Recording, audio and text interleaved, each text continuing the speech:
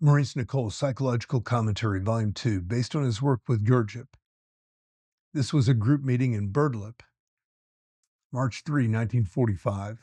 Commentary on Inner Freedom, Part 1 of 2, or Part 2 of 2. Let us suppose that our being is under 48 laws, and we do just as we like. Now, a man under 48 orders of laws is very far down the way of creation and in a very bad world, as you surely can plainly see, for this is not a good world.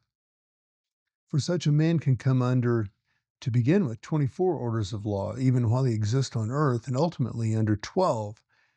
But in order to get to this new freedom, because obviously to be under 24 orders of laws is to be in greater freedom than under 48 orders of laws, he must put himself, for the time being, under more laws to get under fewer laws.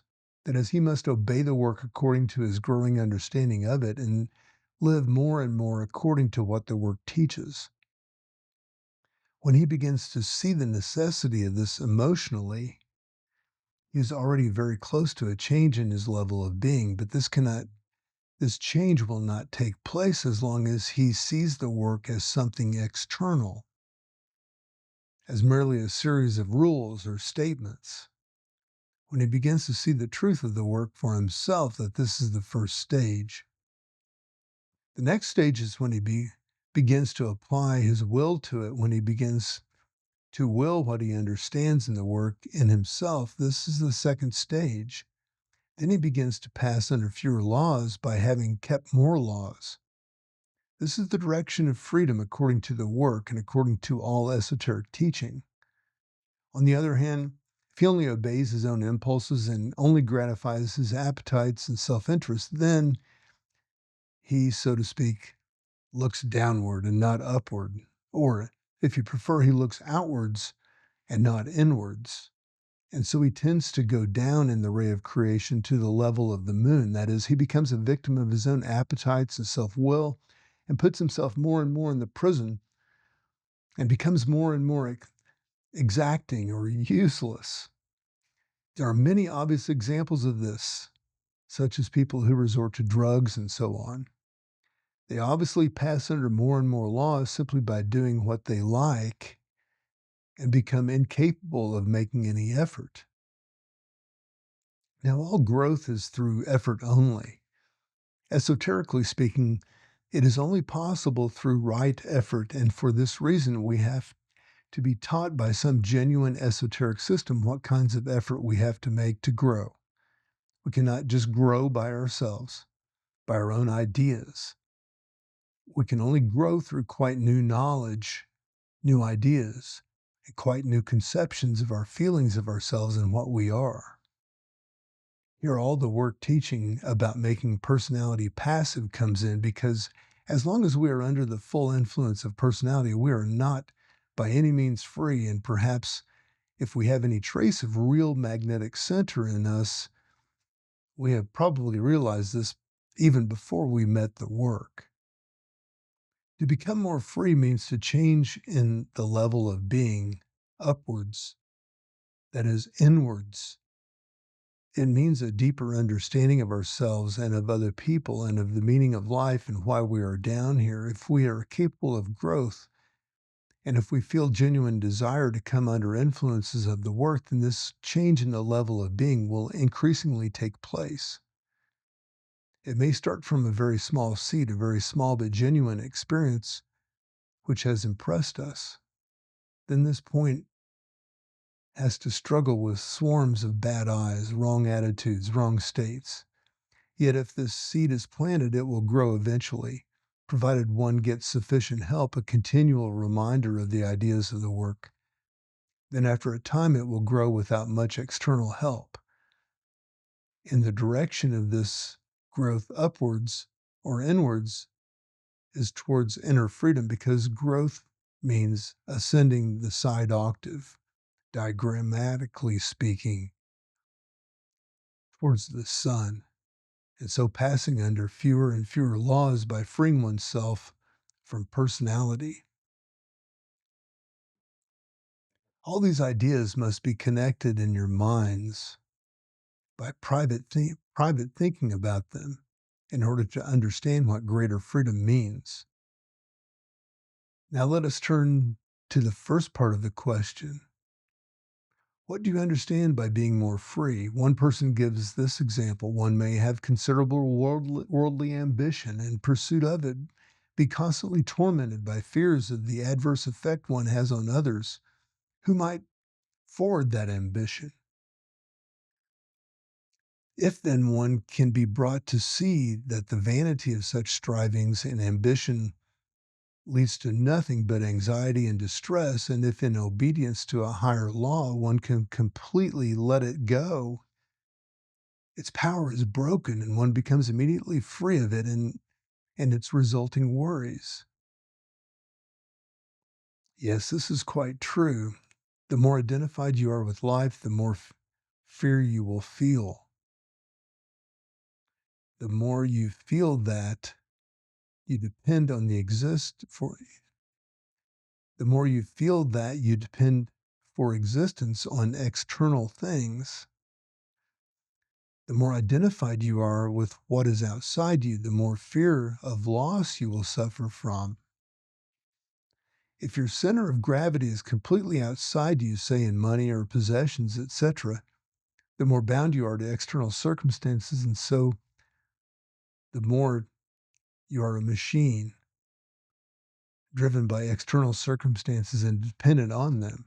For example, if your whole happiness depends on one person, then certainly you become a function of this person, which surely cannot be right. I do not see how the idea of self-remembering can ever be understood if one's life is a function of some other person. Similarly, as one person says, one can be in the power of a person to whom one has a negative attitude. This is right.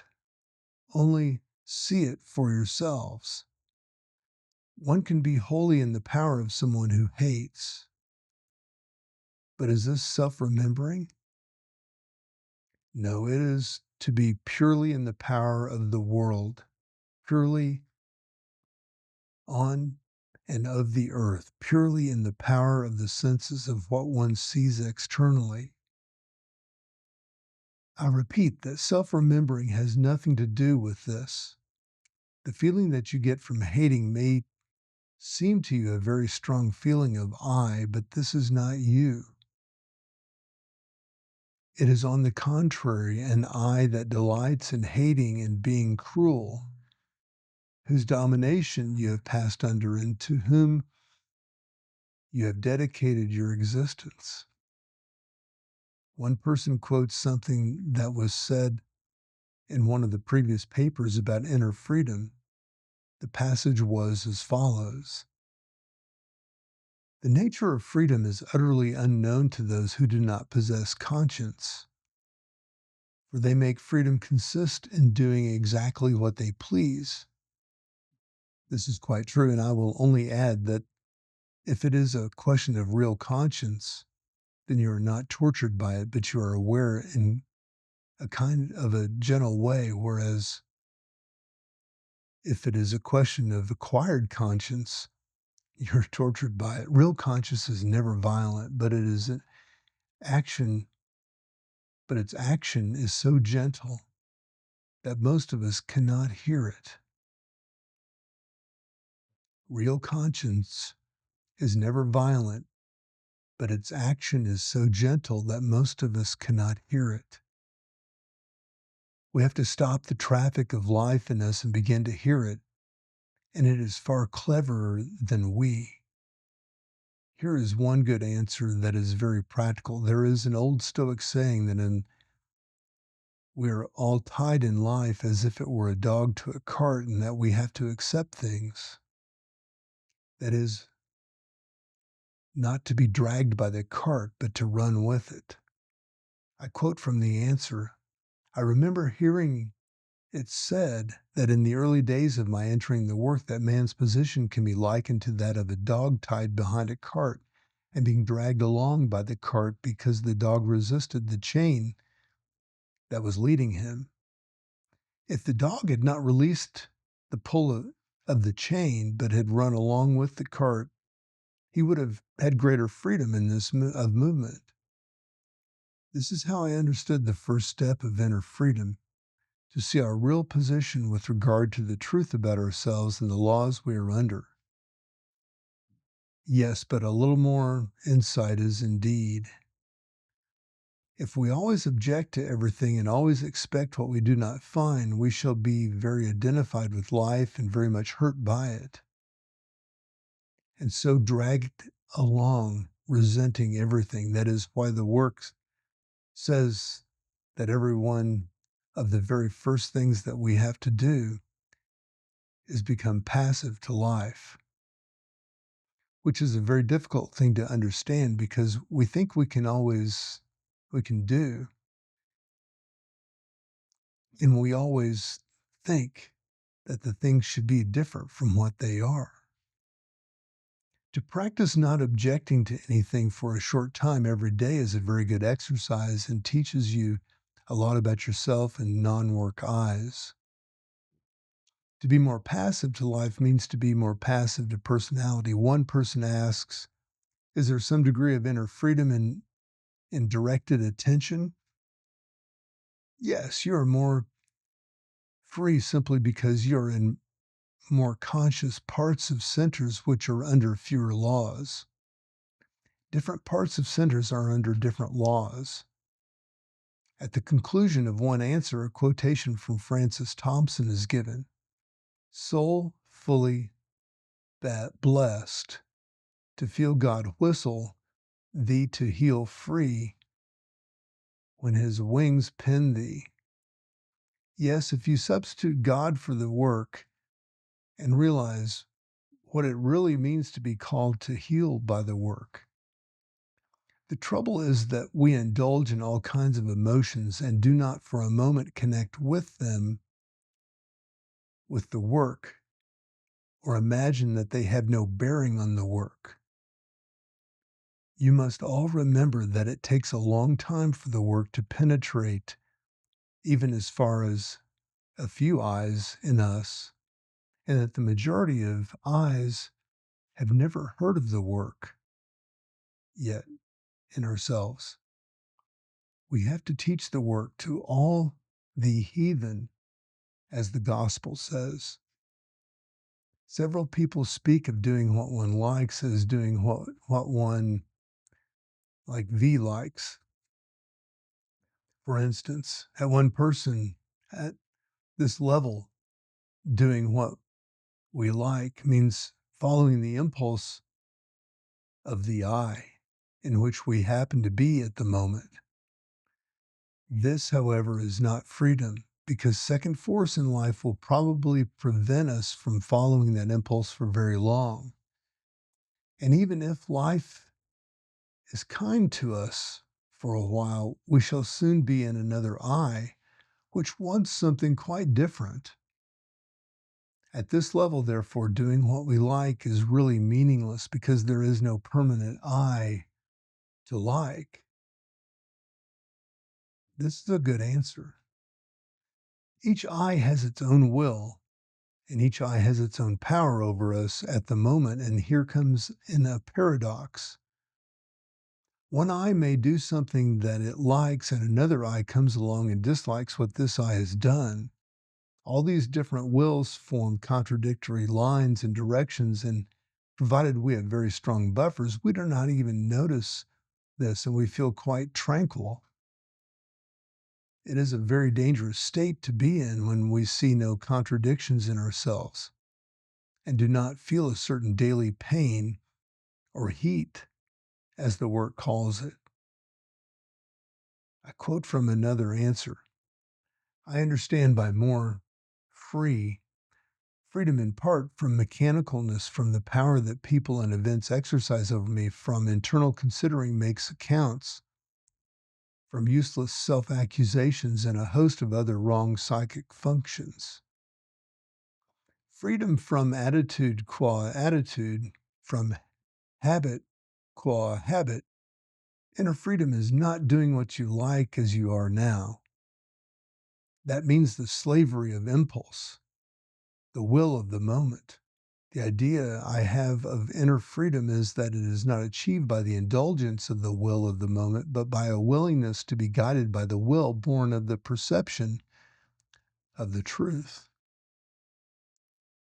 As perception grows, will grows, and inner freedom is more fully felt.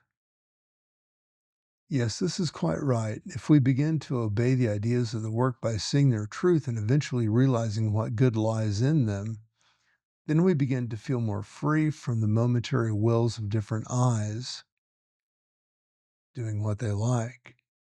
This means a more internal movement into ourselves, and this is only gained by self-observation, which moves us back from the outer presence of ourselves. Self-observation increases consciousness, and increased consciousness means a larger view, a wider sense of things, a more whole view. One of you quotes something once said by Mr. Ouspensky: "You can do as you like so long as you remember yourself." This is quite true. Only, have you tried it? If you like to remember yourself more than anything else, then you can certainly do what you like, but you cannot expect this to happen just in a moment. You may understand just a little of what this means practically after many years of the work, and even then you are only just beginning to understand why this was said. You will not be able to do just what you like if you are in the third state of consciousness. To do just what you like is mechanical. To be in a state of self-remembering is conscious.